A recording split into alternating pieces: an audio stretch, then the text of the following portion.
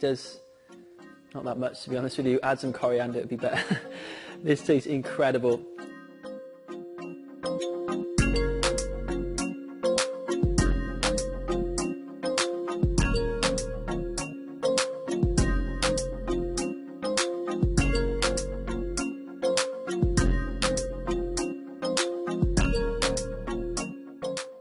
Hi guys, it's Gaz and welcome back to my YouTube channel. Today I'm going to be making mozzarella dippers.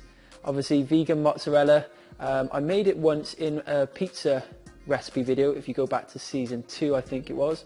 But this one I've slightly tweaked and I'm going to be turning it into dippers. I'm going to coat them in breadcrumbs and fry them. They're going to be really crispy and melt in the middle. Going to be so good. I actually was asked to create this recipe by one of you lovely subscribers, so if you have any more suggestions of what you want me to sort of veganize or recreate, just give me a comment or give me a message and I'll do my best to do it. So I'm going to give this a go now. So first up, let's make the mozzarella.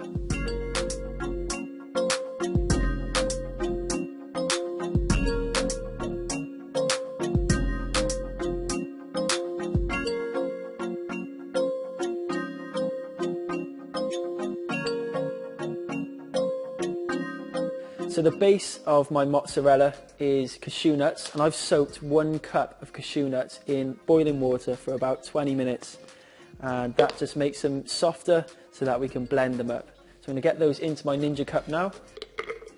Next, into the blender, add 2 cups of organic soy milk. Next, add 2 teaspoons of white miso paste. Add 2 tablespoons of nutritional yeast plus half a teaspoon of onion salt. Next, add 5 tablespoons of tapioca starch.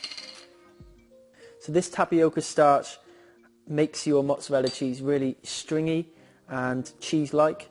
You can't use corn flour. Well, you can use it, it just goes really thick and more like gloopy rather than stretchy and stringy like this makes it. You can get this at all good health food shops, or you can buy it from Amazon. I'll pop the link below. It doesn't come in a jar, by the way. I've just popped it in a jar because it comes in an annoying plastic bag and goes everywhere when you open it. So pop it in a jar, it just makes it much easier. Next, I'm going to add the juice of half a lemon. Squeeze the lemon through your hand to stop any pips going in. Next, add a pinch of ground garlic. Then screw the lid on and blend it up. So you just want to blend this up until it's super smooth.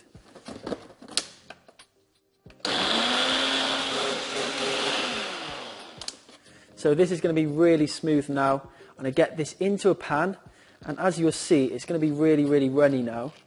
But don't worry, we'll get it into the pan, warm it gently whilst constantly stirring, and it'll thicken up. Just watch this. Pour the mix into a saucepan and place it over a low heat. Grab a spatula and stir until it's really thick. So as you can see, this is starting to thicken up now. Don't worry if there's any lumps in there, just keep stirring and they'll gradually go away and it'll just get really thick, stringy and cheese-like. It's unbelievable. Just keep stirring and stir around the sides.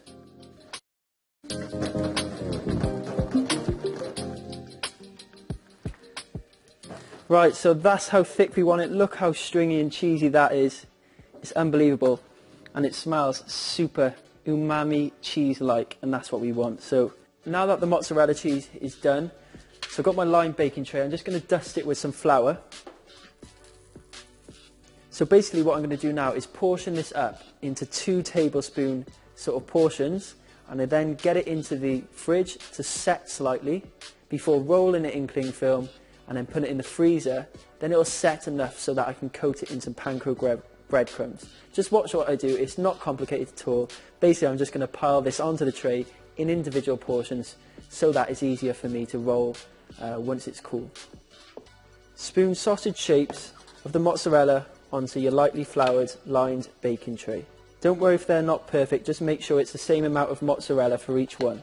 So I'm going to pop this in the fridge now for about half an hour, and I'll do the rest of them.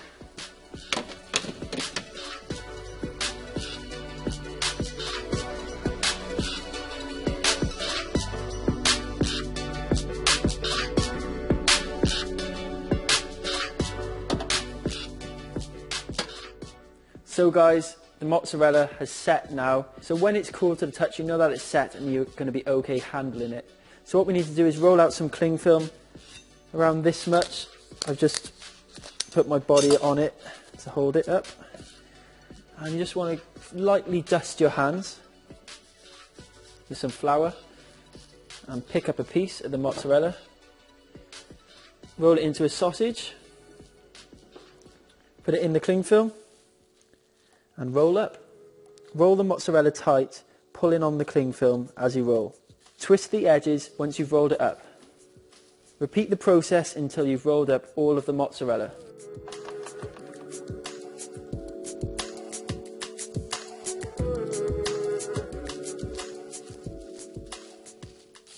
So I know this is quite long-winded that you get into it. It's actually quite fun doing this. It's so worth it. This recipe is great, and when they melt, when they're being cooked, when you break into them, literally best mozzarella dippers ever. Doesn't matter that they're vegan, they're just incredible. So go through this amount of effort. One thing I will say, if you don't want to use cling film, don't bother rolling them up. The only reason I like to roll them up is because I like that perfect cylinder shape. I do, however, after they're frozen and unwrap them, I recycle the cling film. But all you need to do if you don't want to use cling film is just leave them on the tray like that. Let them cool so they're so cool enough so that you can sort of hand roll them. The only thing is you're going to have to use a lot of flour and they're not going to be as perfect. So I'm now going to pop these in the freezer and let them set hard really. They're going to be in there for about an hour and a half. And then once they're hard, we're going to coat them in the panko breadcrumbs and then fry them. So let's pop them in the freezer. So guys, the mozzarella is now set hard. I'm going to peel off the cling film and get them coated.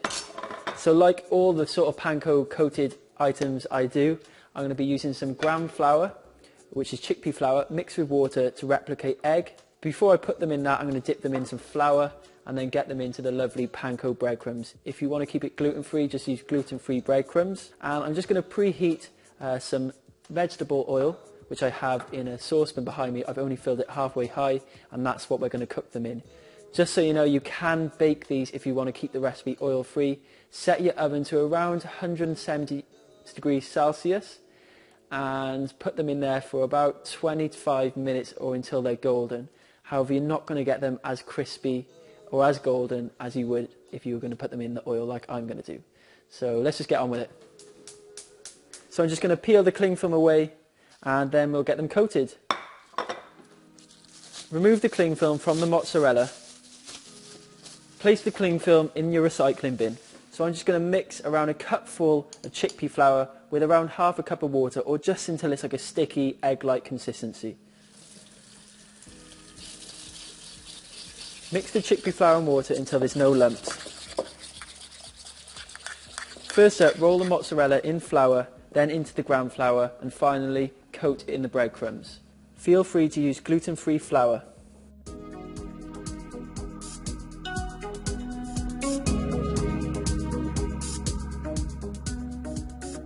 Place the coated mozzarella into the fridge whilst you have a quick clean up.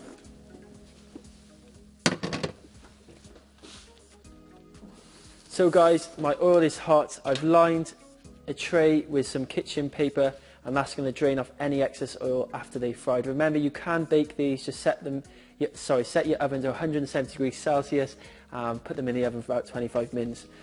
So let's get on with it. To test your oil is hot enough, add a little bit of bread. If it sizzles, it's ready. So as you can see, I've only filled my pan halfway high with the vegetable oil. If you fill it any higher, when you put the mozzarella dippers in, it's going to overflow, and that's really, really dangerous. This oil is very, very hot. Also, don't overcrowd the pan with the mozzarella dippers, because that will again make the oil overflow. And plus it will cool the oil down too much, and we want to keep it hot so they cook quick. So let's get them in. Very carefully drop the mozzarella dippers into the oil. Fry the mozzarella until golden and crisp. Use a spider to turn them and to get them out of the oil once they're cooked. So the oil was a bit crazy, and that's because I only coated them in the breadcrumbs once, so some of the mozzarella has actually melted and come out of the breadcrumbs. I don't really mind that, because it just shows that the mozzarella inside is going to be so melty and beautiful. If you don't want that to happen, just coat them in the breadcrumbs twice and there'll be a thick enough sort of crispy batter to stop the cheese coming out. But I don't mind it. I think that looks beautiful and rustic and yummy. I just want to bite that, to be honest. It looks incredible. So I'm just going to season these with a bit of salt, and that will keep the breadcrumbs really crisp. And these are looking beautiful and tasty. Let's go and serve them up. So it's up to you what you serve these beautiful crispy mozzarella dippers with. I'm actually just going with some Sriracha Mayo today. It's amazing that it's vegan and you can find it in all the supermarkets, and that sort of spice will just go really nicely with the creaminess of the mozzarella filling. I'm also going to top them with some fresh herbs. One thing I will say though, I have an amazing recipe in my book for beetroot ketchup. I also like to call it Dwight Schrute's famous beetroot ketchup, even though it's mine. It's in my book with a few other sauces there. These will work amazing with the beetroot ketchup. Just wanted to say that. So I'm going to plate these up now. So I'm going to do a nice bit of Sriracha Mayo on the top.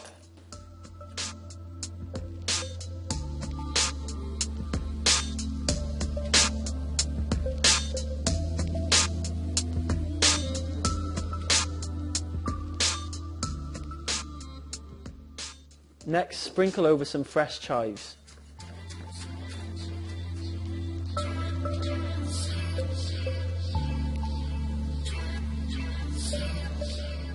And finally, sprinkle over some chopped parsley.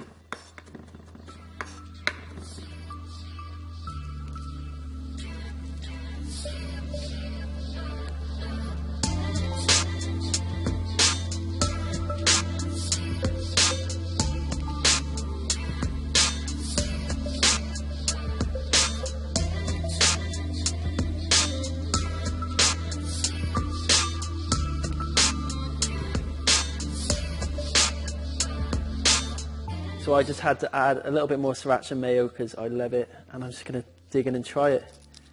That looks incredible. Wow. Wow. Look at that.